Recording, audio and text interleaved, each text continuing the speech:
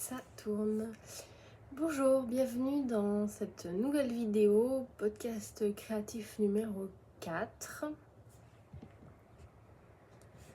J'ai un doute, on va regarder. Oui, c'est ça, numéro 4. Aujourd'hui, c'est tricot, couture et un petit peu de broderie, nouveauté. Donc voilà, j'espère que ça va vous plaire. Je filme le matin parce qu'il fait un peu chaud en ce moment, donc voilà, j'ai le soleil qui arrive un petit peu sur ma tête. Je vais essayer de recadrer ça au cours de la vidéo, mais j'espère que ça vous gênera pas. On va commencer tout d'abord avec la couture. Premièrement, en couture, j'ai cousu des caleçons de nuit. Donc le premier, dans un coton rayé élastique bleu marine tout simple. Un deuxième dans un coton à pois, toujours bleu marine. Et le troisième, un peu plus fancy, dans un coton qui est très fin, voilà, fleuri et un élastique un peu plus peps, bleu roi. Donc les trois, ce sont les mêmes modèles. Je vais plus vous prendre celui-ci là, il est moins froissé. Donc voilà, je le tiens vers l'avant, ce sera mieux. Donc en fait, voilà, vous avez ici une fausse patte.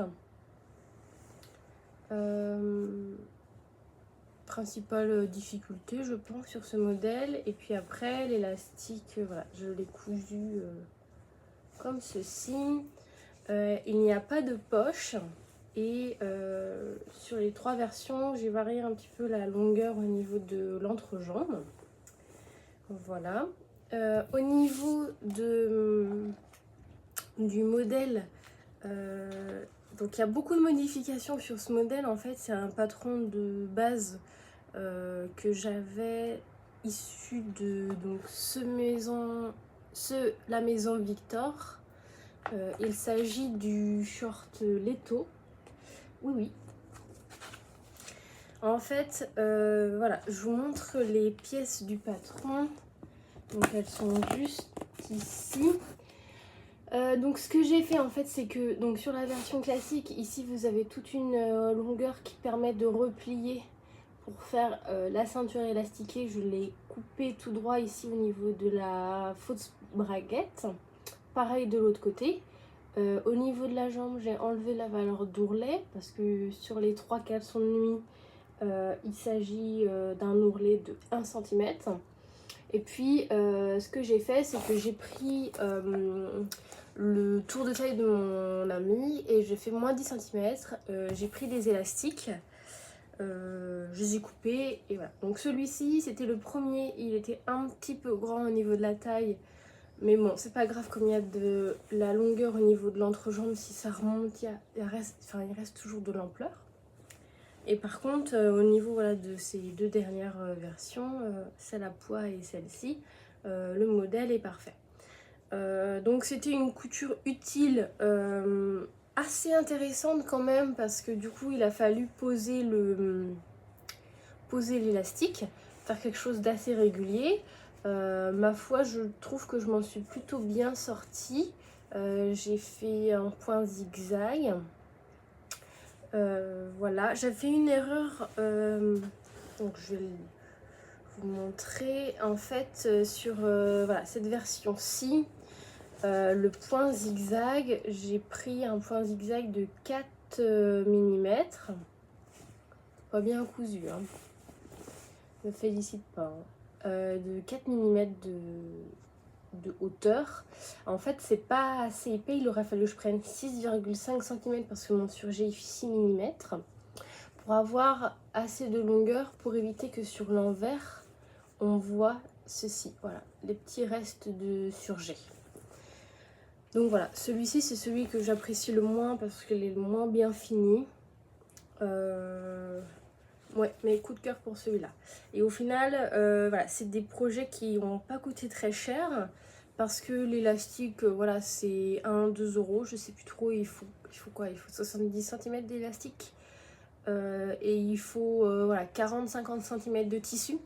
Donc en fait voilà, pour à peine 5 euros, il y a des caleçons de nuit et là du coup la penderie est refaite. Voilà. C'est aussi sympa voilà, de savoir coudre pour ça. Ça permet de faire des choses utiles à moindre coût. Donc voilà. Je vais vous incruster une photo juste ici au niveau du deuxième projet couture que j'ai réalisé pendant cet intervalle. J'ai fait un sac et une trousse pour la fête des mères. La dernière fois que j'étais partie voir ma maman, elle m'avait donné un tissu, une sorte de toile épaisse imprimée un peu feuillage jungle. Et mais entendu oui, je le trouvais très beau à l'Emmaüs, donc je l'ai acheté et puis bah t'en feras ce que tu veux. Donc j'étais partie, il n'y avait pas beaucoup de métrage, donc j'étais partie plus sur une trousse. J'avais acheté un zip métallique assorti. Et en fait j'ai eu assez de métrage pour faire un petit sac à bas assorti. Donc voilà, j'ai fait et puis je me suis rendu compte que bon, j'en avais déjà plein, des sacs, des tote bags. Donc j'allais lui offrir et voilà, je lui ai offert à la fête des mères et elle était très contente. C'est une couture qui se fait relativement rapidement en une demi-journée, voilà, un après-midi. Et avec ça, j'ai une maman qui est contente de son cadeau de la fête des mamans. Je vous ai pas dit ce que je portais. Il s'agit d'une blouse que j'ai cousue aussi récemment.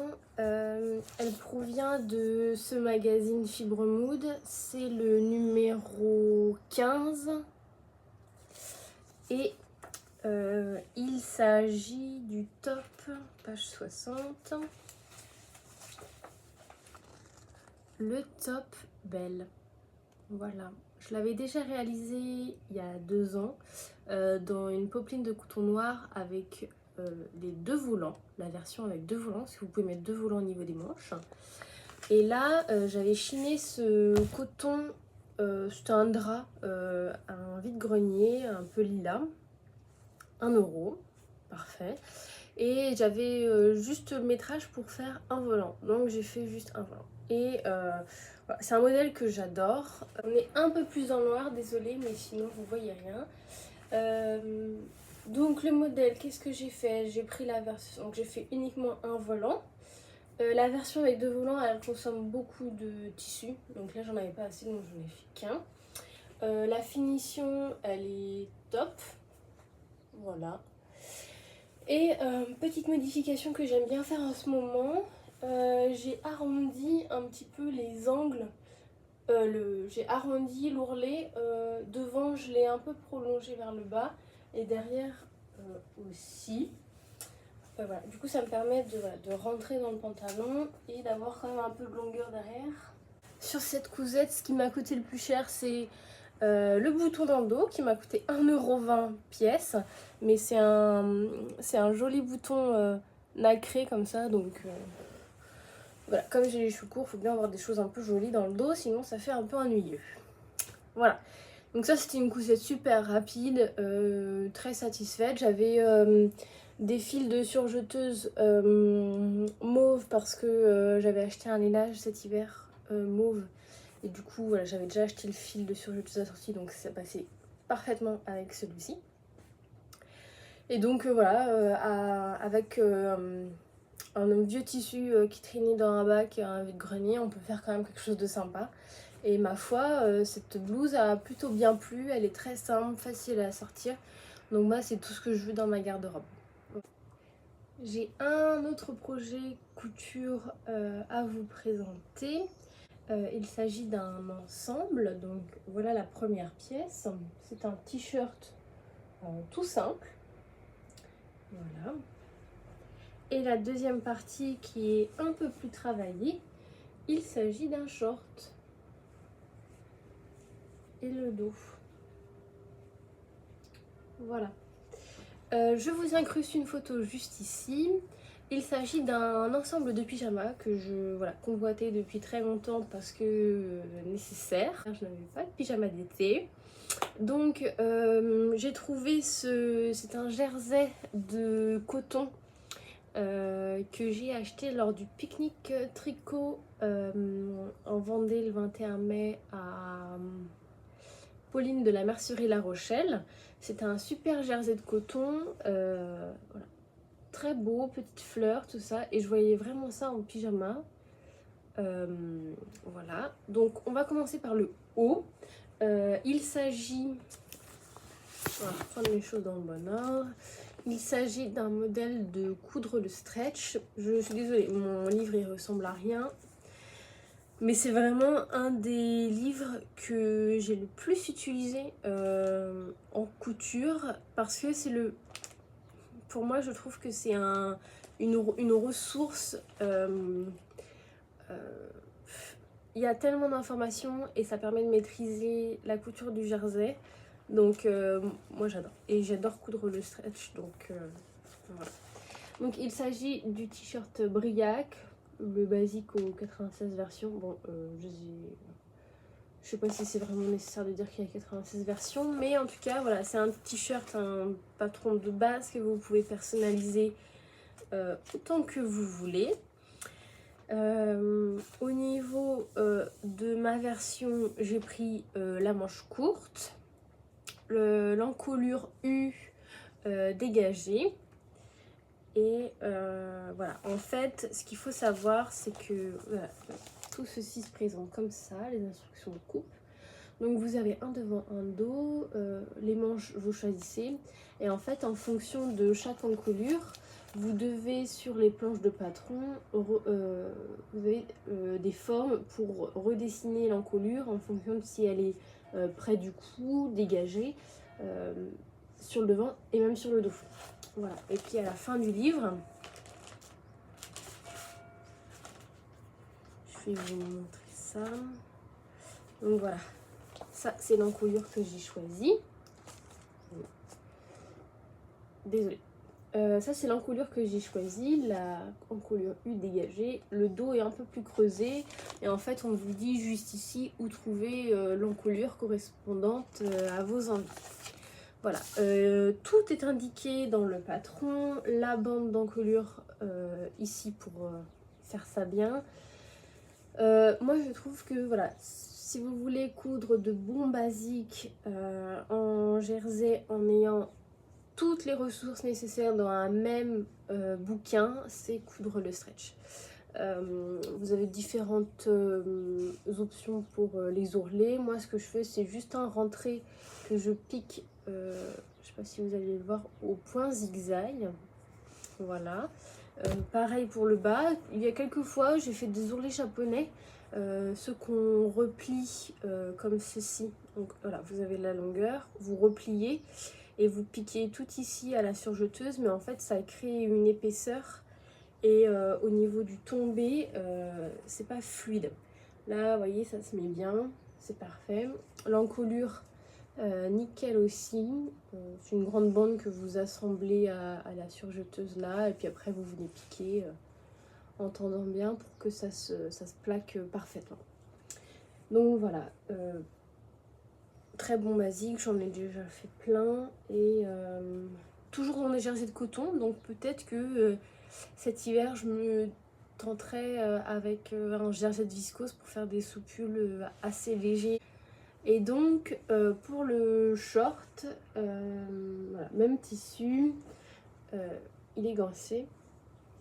Et c'est aussi un modèle du coudre le stretch, mais la version numéro 2 avec les bas. Parce que la version 1 c'était uniquement les hauts. Et donc là, ce que j'ai fait, c'est page 132.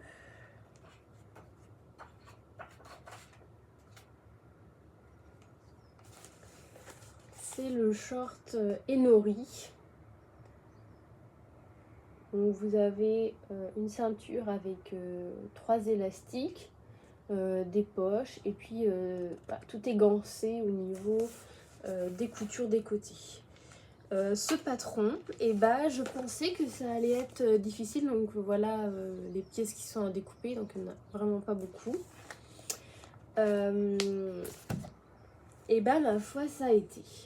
C'est très bien expliqué, j'appréhendais voilà, le fait de faire les côtés un peu short américain comme ça. En fait c'est parfait.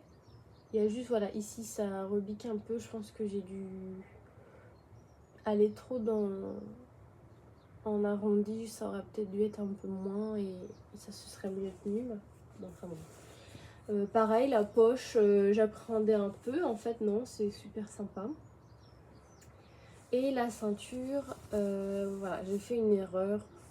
J'ai pas forcément bien placé mes lignes de séparation entre chaque élastique.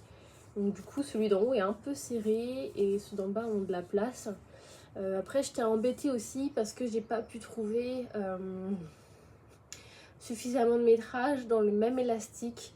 Là, en fait, au niveau du deuxième et du troisième, vous êtes sur un élastique, on est sur un élastique de 1 cm avec des bords un peu arrondis. Donc pour faire des ceintures et choses comme ça, c'est assez confortable. Et là ici c'est un élastique tout simple avec les bords francs. Et du coup c'est un peu, voilà, c'est différent, l'élasticité n'est pas forcément la même. Donc j'étais un peu dégoûtée pour ça parce que du coup ça fait que si je laissais trop de hauteur ici, celui-là il allait faire un peu trop ce qu'il voulait. Bon bref, c'est pas grave. Avec le t-shirt de toute façon par dessus ça se voit pas trop. Et il est très léger. Je trouve ça très confortable et je pense m'en refaire d'autres éventuellement pour cet été parce qu'on part en vacances en Ardèche, donc on va peut-être faire quelques randonnées et je me dis que dans un jersey gris foncé ça peut être voilà, assez sympa avec un t-shirt, un autre briac peut-être, voilà, à voir. J'adore coudre le stretch et notamment les jerseys de coton. Donc là vraiment je me suis éclatée sur ce projet, puis en plus ça a lié des nouvelles techniques à d'autres que je maîtrisais déjà. La pose de biais sur du jersey, faire des poches, poser une ceinture rapportée, enfin voilà, très intéressant. On va pouvoir passer à la partie tricot, projet terminé. Il y en a 4. J'ai gazé parce que j'avais beaucoup de projets en cours. J'étais rendue à 5 plus 2 dormants, donc en gros 7. Et voilà, c'était un peu trop. Je pense que voilà, il fallait raisonner un petit peu. Ça fait depuis janvier que je suis un peu partout au niveau des projets tricot. Donc j'ai fini tout à la suite dans un intervalle assez court. Et du coup ça m'a permis, voilà, de libérer de l'espace, libérer de la quantité de laine et c'était parfait. On va commencer par les plus petits projets. J'ai 2 paires de chaussettes à vous montrer. Donc la première c'est celle-ci.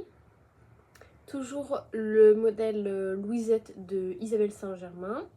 Dans des laines de chez Le Bruit des Aiguilles. Coloris chaque seconde de chaque minute. J'ai rentré mon fil ici, ça se voit. C'est pas grave. Et au niveau des contrastants, j'ai pris de la West Yorkshire Spinner, la signature 4ply, c'est des balles de 100 grammes. Dans le coloris Milk Bottle, c'est une sorte de blanc crème un peu. Donc voilà, j'ai fait une tige assez longue en divisant les boulettes, enfin les chevaux de 50 grammes en 2 de 25. Et au final, j'avais à peine 2 rayures en restant en fait. Donc voilà. Ces chaussettes, j'ai apprécié les tricoter, c'est vraiment super chouette. Les autorayantes, c'est un super beau travail qu'elle fournit Le Bruit des Aiguilles. Et j'ai hâte voilà, d'être l'hiver prochain pour les mettre parce qu'elles vont être super chaudes. Et puis voilà, j'ai fait des côtes aussi un peu plus longues, vraiment des chaussettes un peu plus hiver. Voilà. Et j'avais aussi fait celle-ci. Toujours modèle de Isabelle Saint-Germain, les balles Louisette, dans un kit chaussettes de chez Célène. Voilà, les petits kits avec un coloris principal de 50 grammes et un mini de 20, je crois. Donc voilà.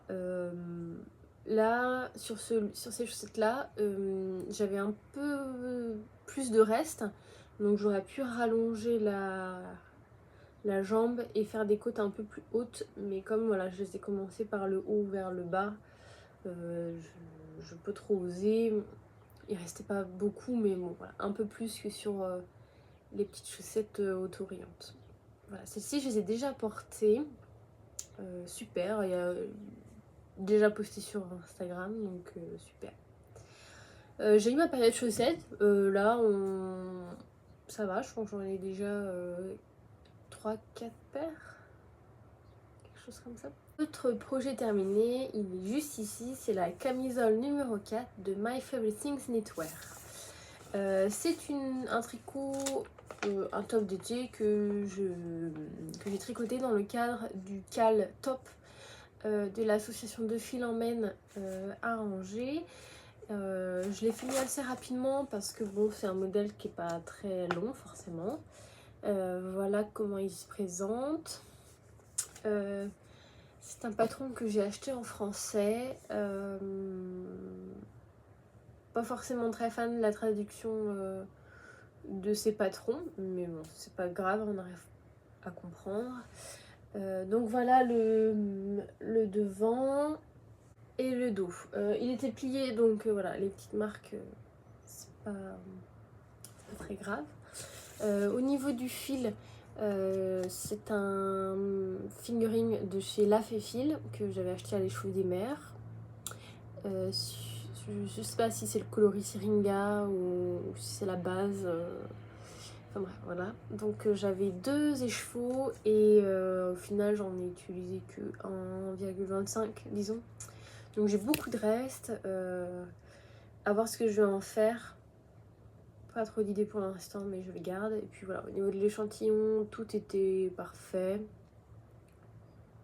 Non, même pas. En 3 mm, avec le motif côtelé, j'avais 8 cm. Donc j'ai un peu bidouillé et au final, voilà, c'est passé parfait.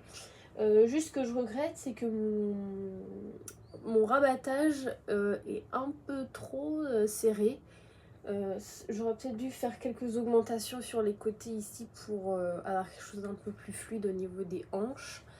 Je l'ai pas encore porté parce que bon, j'attends vraiment les grandes chaleurs pour pouvoir le mettre. C'est une construction qui était quand même assez intéressante. On vous fait commencer par faire un montage provisoire. Donc juste ici, et puis après on commence voilà, les augmentations de chaque côté, on fait les 2 demi-devants, après on rejoint ici en faisant quelques rangs, toujours en augmentant, pour avoir ici un peu d'aisance au niveau de la poitrine. On refait des tout petits triangles pour le dos, et puis après on rejoint en rond, et puis on tricote le motif côtelé pendant 25-30 cm je crois, et puis après on fait les bretelles en I-cord. Donc c'est un projet qui est quand même assez rapide, qui a pu voilà, se transporter assez facilement un peu partout, parce que voilà, je l'ai emmené au travail, je l'ai emmené en voiture, voilà, c'est plutôt agréable. Et puis c'est des projets, il n'y a qu'un fil, donc en fait voilà, il faut juste faire le motif, et puis il n'y a pas de oh mince j'ai oublié mon fil de mohair ou choses comme ça. Donc voilà, très ravie de ce petit top, et du coup voilà, j'ai validé ma participation à ce cal. Premier cal que j'arrive à faire dans les temps, donc ma foi je suis plutôt satisfaite. L'autre projet tout à fait hors saison que j'ai terminé mi-mai je crois, c'est le No Frills sweater de Petite Knit. Voilà, modèle tout simple, sur une base de raglan en rond de haut en bas. Donc c'est un modèle voilà, que j'avais envie de faire mais depuis une éternité. Donc là voilà, il est fait. C'était très agréable parce que voilà, c'est du jersey. C'est une construction que je maîtrise, et puis le combo de fils que j'ai choisi était très très agréable. Je vous montre un petit peu de plus près ce que ça donne. J'ai l'impression que c'est un peu pixelisé. Donc c'est un mélange de bébé mérinos de chez Fonty, coloris 855 c'est le blanc. Voilà. Et le mohair, c'est de chez Eline Hélène. Sur la base Yagi, c'est la couleur beige givré. Voilà. Donc pour ce modèle, j'ai utilisé 2,5 échauds de mérino et soie. En fait, il m'en reste un bon demi-échaud. Et j'ai utilisé un peu plus de 5 pelotes de bébé mérinos. Je l'ai tricoté en 4,5 pour la taille M. Comme d'habitude, j'ai rallongé les manches. Là, vous avez des diminutions qui sont faites au fur et à mesure sur la manche. Mais comme je rajoute toujours plus de mailles au niveau ici du relevage, le fait voilà, de les diminuer après coup, ça me rallonge automatiquement la manche. Et voilà, c'est parfait. Qu'est-ce que je peux dire de plus? Si, j'ai fait une modification. Si je vous le mets comme ça, vous allez peut-être le voir. J'ai fait des rangs raccourcis dans le dos, voilà, juste ici, pour avoir un peu plus de longueur dans le dos. Parce que je me suis rendu compte que j'avais certains pulls, notamment le Stockholm, qui est un peu trop court dans le dos et voilà, il remonte, ça fait pas forcément très joli. Donc là voilà, j'ai fait 3 ou 4 rangs raccourcis, voilà. Pas beaucoup, mais c'était juste pour donner un peu plus de longueur dans le dos. Voilà, j'ai adoré tricoter ce modèle, voilà, le combo vraiment parfait, très agréable. Je l'ai pas encore porté parce que bon bah voilà, il fait trop bon maintenant, mais je le garde quand même dans ma penderie parce que voilà, il est tellement beau que quand je le vois je me dis oh là là, j'ai hâte qu'il fasse plus frais pour pouvoir le porter. Mais non, il faut encore attendre un petit peu parce que l'été a même pas encore commencé. C'est tout pour les projets terminés. Ce qu'il y a en cours.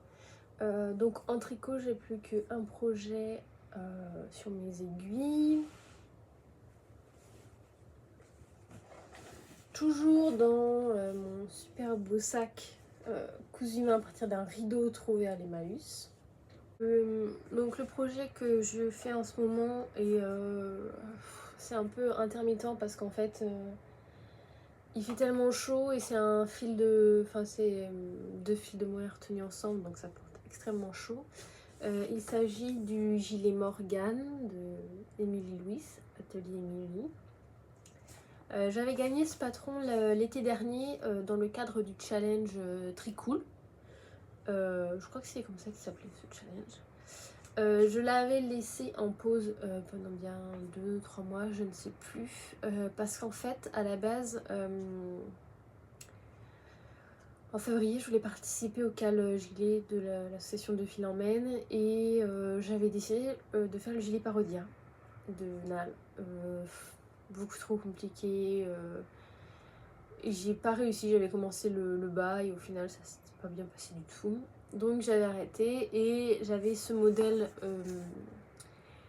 dans ma bibliothèque. J'ai fait l'échantillon, tout coïncide, c'était parfait.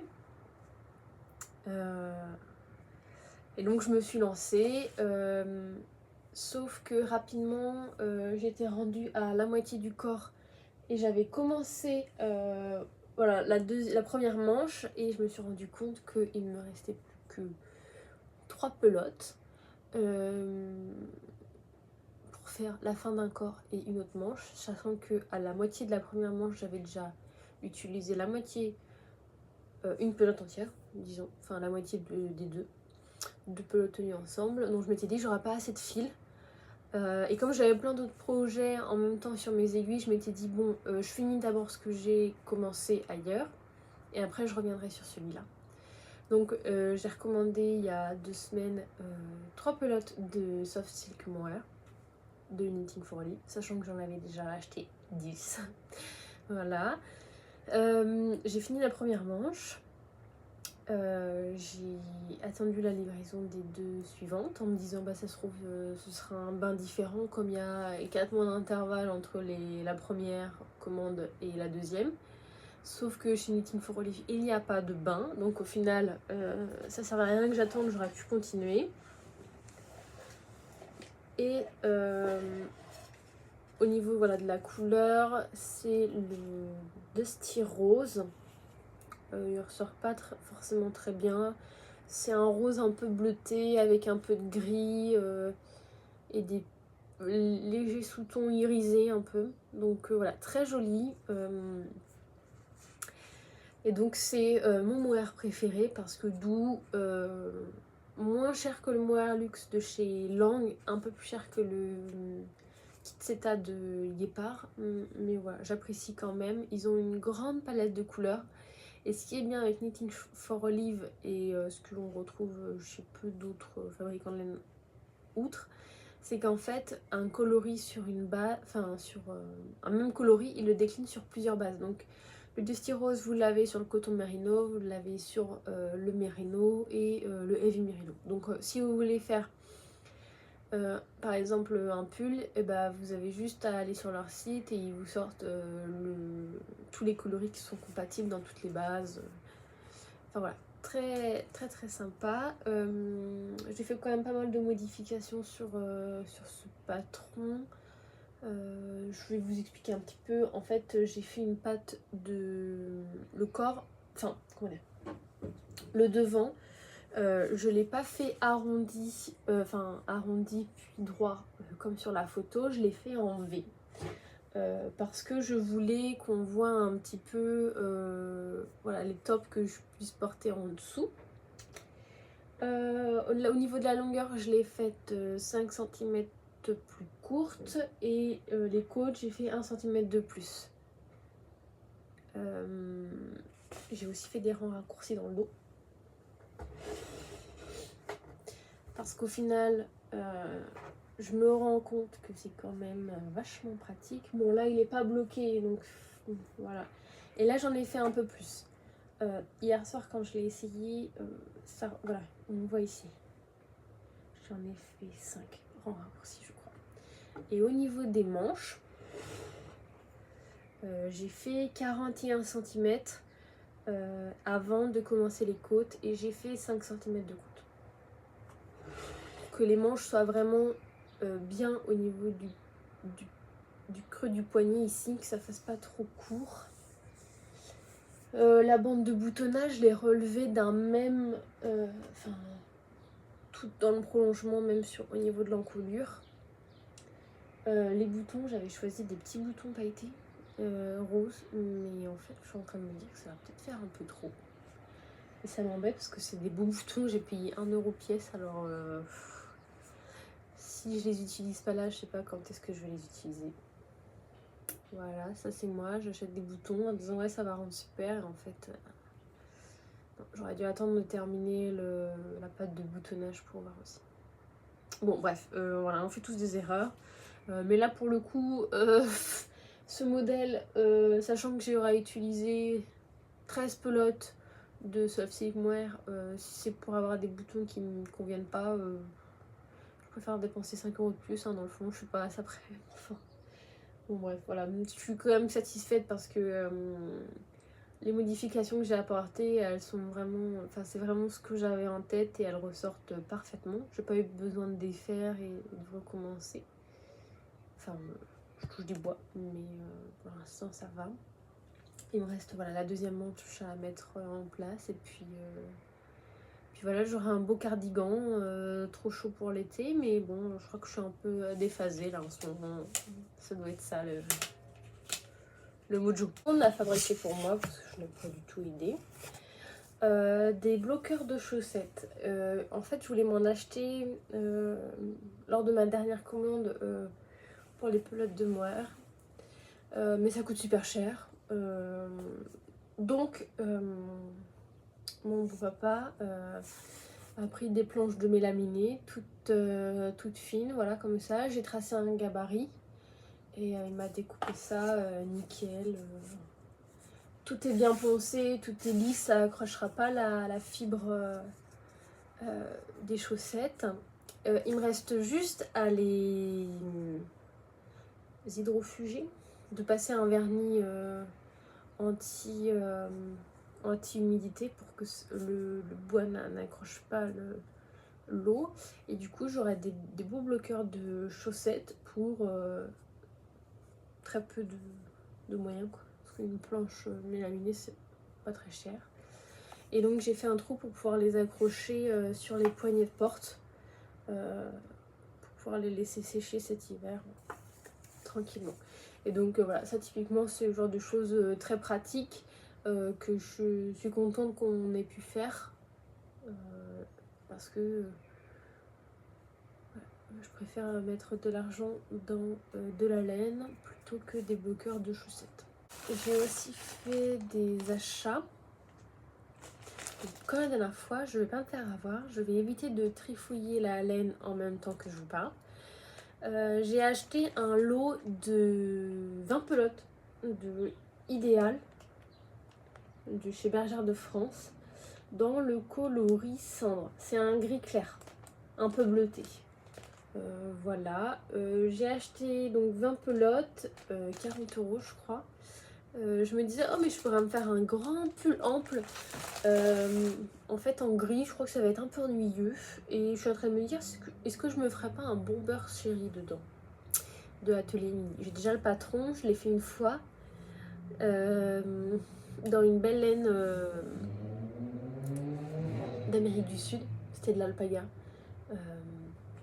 Mais après le premier lavage ça avait rétréci et du coup j'avais des restes, j'avais essayé de rallonger les manches, rallonger le corps, mais bon, c'était dans l'ensemble que c'était devenu trop petit, donc même au niveau de l'emmanchure ça remontait trop.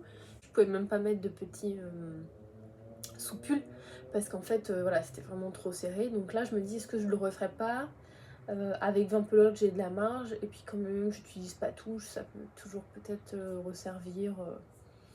Voilà, je sais pas trop, on verra. En tout cas j'ai 20 pelotes, donc après le gilet Morgan, voilà, j'aimerais bien entamer ça parce que ça prend quand même pas mal de place, 20 pelotes de déca. Donc voilà, c'est tout pour le tricot. J'ai pas fait d'achat autre en laine à part ça. J'ai acheté un bon plan à 40 € 20 pelotes, ça fait 2 € la pelote, c'est tout bénef.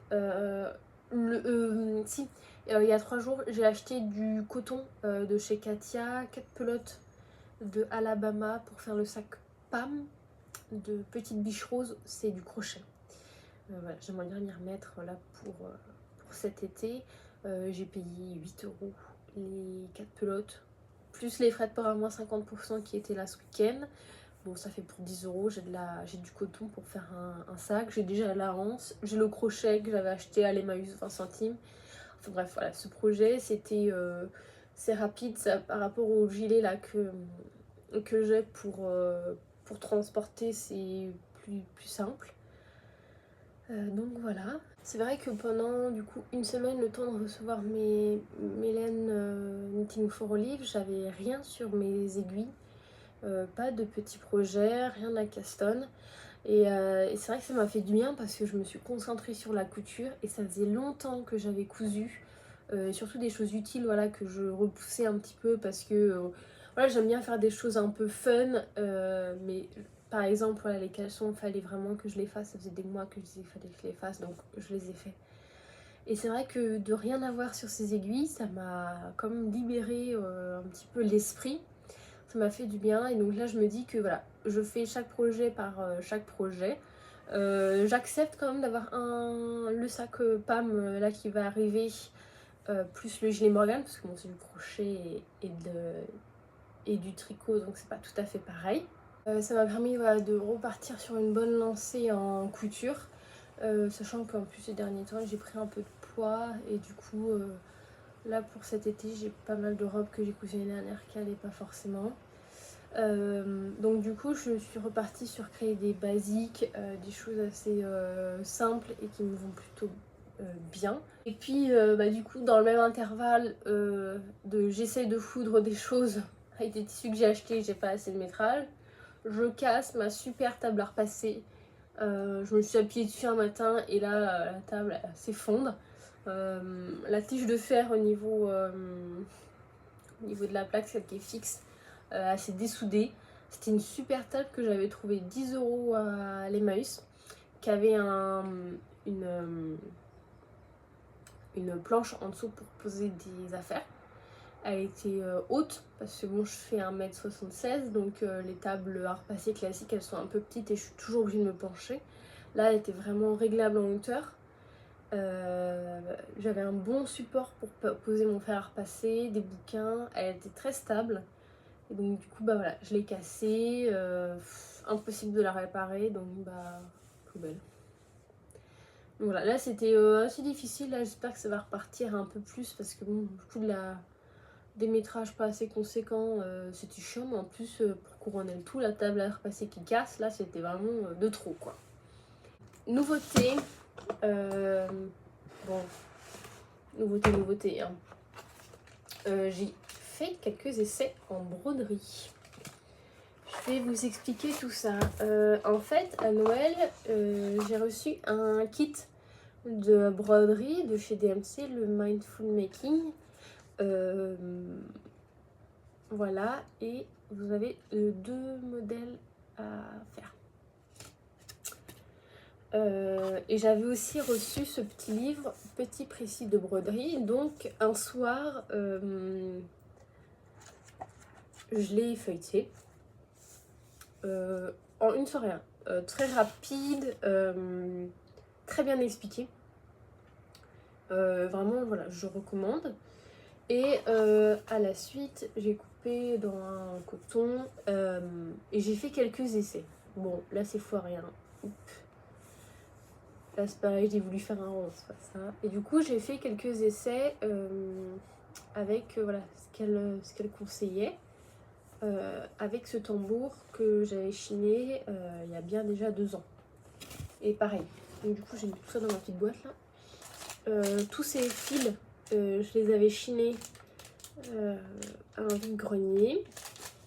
Et donc après avoir fait ces quelques essais, je me suis dit, bon allez, on attaque la broderie du kit.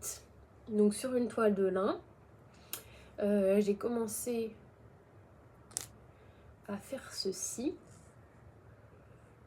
J'ai fait le plus simple, hein. J'ai fait une petite fleur là, une petite clochette, et ça fait 1 mois que je l'ai pas touché.